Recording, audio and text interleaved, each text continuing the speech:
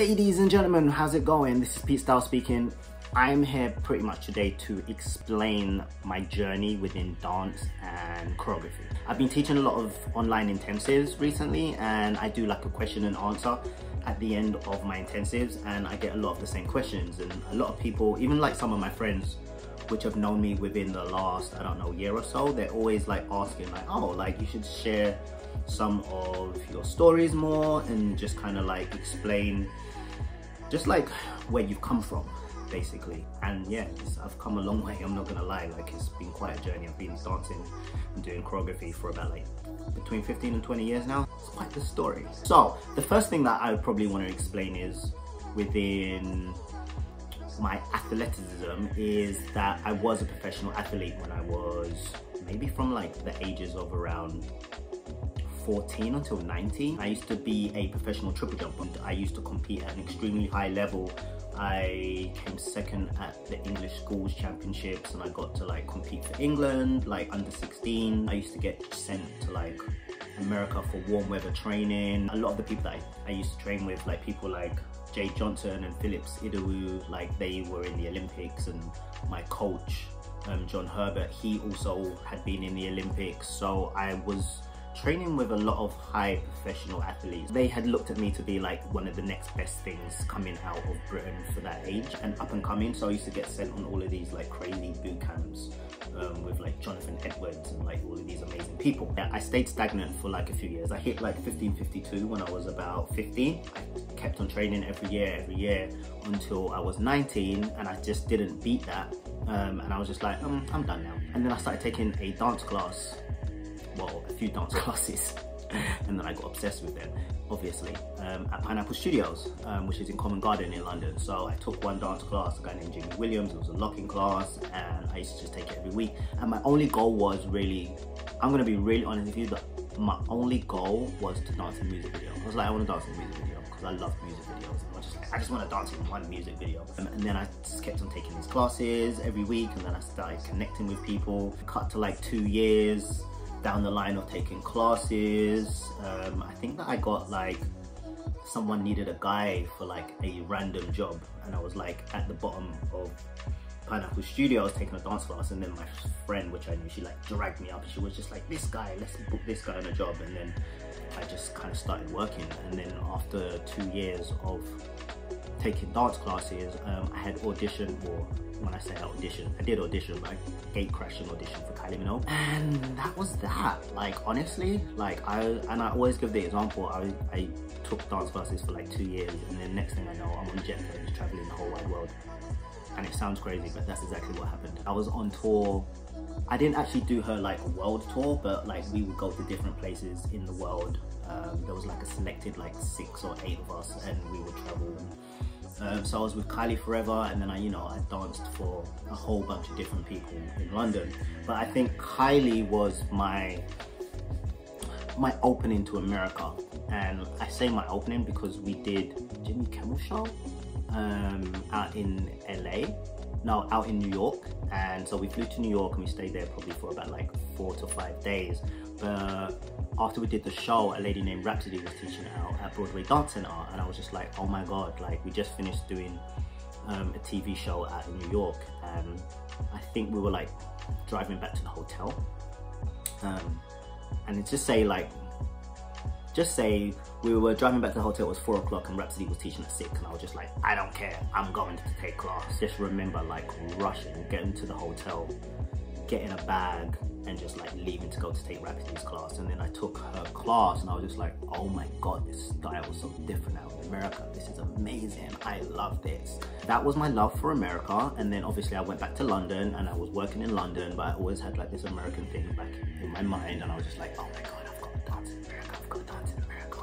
And then for years and years, I had gone back and forth to LA, basically taking classes. I just took classes. I went there. I think that I would stay there for like 3 months at a time.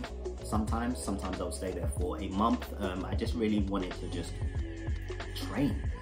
My goal was just to be great. Do you know what I mean? And obviously I would come back to London a better dancer, because I've been working with all of these high level Americans, and then I'd come back to London, and then I would just work like straight away again.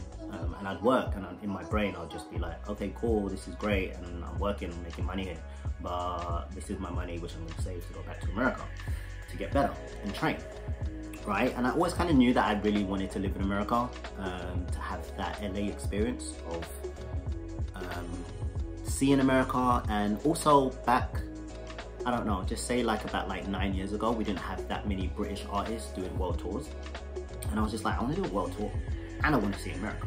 I want to see all of America. I don't want to just see New York and LA. Like, I want to be on planes, and I want to be on tour buses, exactly living the life that I did live out in England, but in America. So that was the goal, right? So again, years and years had passed, and I had felt like it was the right time to go out to LA. So it hit like 2012. I just got off a tour called Blaze, and that was amazing because I got to meet like B-Boy Nagin and B-Boy Mouse, and just so many amazing like artists from all over the world doing this show. So I really got to like really like lock in with those people. And then yeah, after that tour I was just like, okay, cool, it's time, I'm out of here, peace, I'm going to America. And that's exactly what I did, moved to LA. The joy. The joy of the unknown, should I say. Okay, cool. So say like I get out to LA with not too much money, and I'm like, oh, you know, you've heard this story before, I got to figure it out, like I've got to work. So, you know, I think my first year, some people literally step off the plane and then like they jump straight into a job and then everything's roses. That was not how it was for me. But I have the art of teaching, which was awesome. So I went, I got a teaching job at Millennium. A teaching job, yeah, technically that's what it is, right? So I started teaching at Millennium, so I started making that income, and that was cool. And then I started like building a following there, and I started teaching kids, and then I taught like beginners classes and advanced classes and groove classes, like you name it, I did it all. Like at Millennium, it was like the best thing ever. Like it was just nice being able to utilize all of my skills and my training for all of these different styles. I think it was probably about like 6 or 7 months into working out and living out in America that I auditioned for a will.i.am and Britney Spears video. So I auditioned for a will.i.am and Britney Spears video. What was the process? I had gone in and I had to like freestyle in front of a camera. It was late for a lady named Fatima Robinson, which is like one of the most epic people in the world. Then I got asked for a callback, and then I had to like dance in the studio, and then I was dancing, and then automatically she just liked me.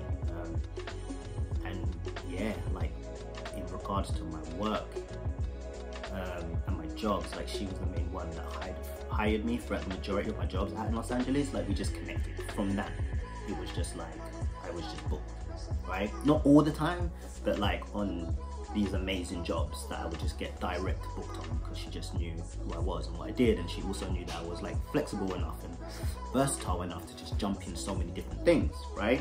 That she was choreographing. So that was a blessing within itself. So yeah, I mean, from Tribal Quest, from Gwen Stefani, the Heineken commercials, just so many jobs. Like I can't even name Kendrick Lamar, like just so many jobs that I had worked underneath her, basically. I also got to choreograph the Gwen Stefani video, Misery, because she pretty much just gave me the job to do, right? So yeah, blessing on blessing. The two main jobs which really kind of like stuck with me were the two tours, because I think for a lot of dancers, like the goal is to be on a world tour. Like when you move to LA, you're like, I want to be on a world tour. I got to tour with a lady named Lindsey Stirling. That was my first one. Lindsey Stirling, at that point, if you're a dancer, like you don't really know who she is so much, because she's a YouTube star and she's absolutely epic. So I had auditioned for this job for this guy named Lindsey Stirling. Hope he's one of my best friends, so I hope I'm doing his name justice, right? From Slovenia, epic. Check him out if you haven't already. Super, super epic. I had danced for Lindsey because he was choreographing this job, and Lindsey was going on her world tour, so I really Jesus, you guys don't even know how bad I wanted this. Like, I bust my ass so hard in this audition. So me and a guy named Steve Jones booked the job together. Awesome, got to travel the world, literally. I got to come back to London, we did Europe, we did all of America. It was amazing. If you don't know who Lindsey Stirling is, please check her out. She's just like amazing. She's still one of my best friends. Like, she's just so inspiring because she really like kick-started her whole career off from YouTube, and she's just incredible. So please check out Lindsey Stirling if you have not heard of her. Dancing violinist, alien, just like incredible. Yes, also, you know, I got off that and I was just like, dang, like I really want to go on tour again, but with like this time round I want it to be like this famous artist that everyone knows, and you know, like that artist. So lo and behold, maybe about like 2 years after that, I would say there was an audition, but there wasn't an audition. It was Tima Robinson again, and I think that we just got off doing The Voice with Alicia Keys. Me and a few other guys, like we were doing that job, and then I think that she wanted a bit more of like a Caribbean vibe. So me with my background from Barbados, I got direct booked on the Gwen Stefani job, or Gwen Stefani tour, and that was absolutely amazing. Yeah, it was just great. Like, it was just super, super great, because I had choreographed the video probably about a month or so for Gwen, like before the tour actually kicked off. So yeah, I got put on that, and then that's when I was just like, yeah, like I made it. Like, I actually came to LA and I actually got to like tour with that famous person that I had.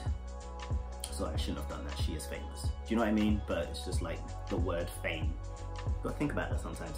Gwen, absolutely incredible, especially like being on tour with her, and just like listening to songs which I grew up to listening in my house when I was a kid, and then like I'm actually like dancing to them on stage around the world, you know? So it was just like such an epic moment in my life. So, but yeah, that is part of my journey from coming up from being an athlete to working in the UK, and I didn't even speak about the whole of Europe, but we don't even need to go there. Just right now, at least, anyway.